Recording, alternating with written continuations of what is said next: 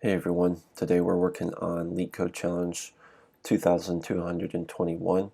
This one's called Find Triangular Sum of an Array.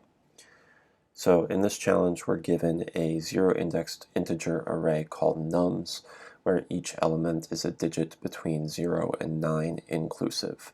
And it tells us the triangular sum of nums is the value of the only element present in nums after the following process terminates. So let nums comprise of n length elements. If n is equal to 1, we simply end the process. Otherwise, we're going to be creating a new zero-indexed integer array called new nums of length n minus 1. So each time that you go through this process, you're going to be creating a new array that is one item smaller than the original array. So it's going to keep subtracting 1 from the length of the array each time. Now for each index I, we're going to assign the value of new nums at I to be equal to nums at I plus nums at I plus 1 mod 10.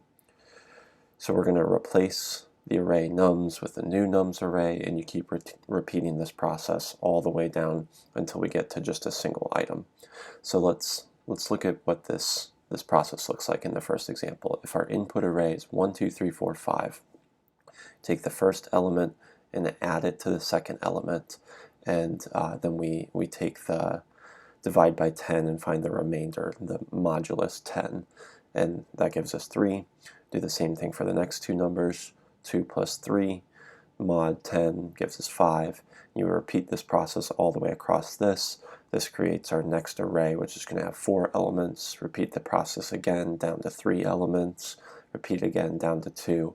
And finally down to the single element, which will return 8.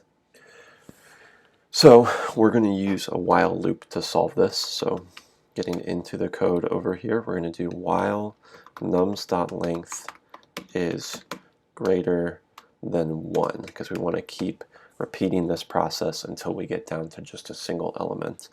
Now we need to iterate through the array. Let I equal 0, I less than nums.length. We're going to do minus 1, because we don't actually want to run this process starting at this last element here, because we need to be able to add to the next element after it. So we only want to go up to this one, so nums.length minus 1, and then we'll increment I. And rather than creating a new array here, because we don't actually need to return the new array, I'm going to do this in place. It's going to save on memory a little bit. I'm just going to set nums at I to be equal to the result of nums at I plus nums at I plus 1. And then we need to do mod 10, so I'm going to wrap this in parentheses of the correct order of operations. And what this is going to do, it'll go through and it'll basically set the first element in the array to be equal to this value, and then the second element to be equal to this value. And we'll go along until we hit this one, and it'll set it equal to this value.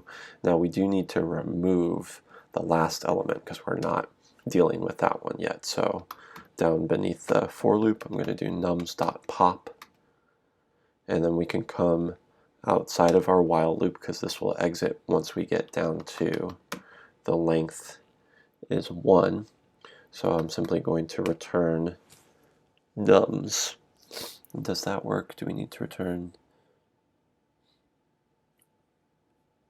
Yeah, we'll try it this way. I'm not sure, because that's technically an array. If it doesn't like that, we can come back and fix that in a moment.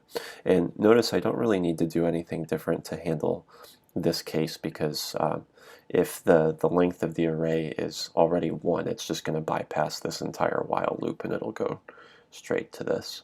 So let's give this a shot. Let's see how it's working so far. Yeah, it looks good. Yeah, it's accepting the output here, even though this is technically an array. It's not just a value, but it looks like it's not complaining about that. Let's see if it accepts the solution.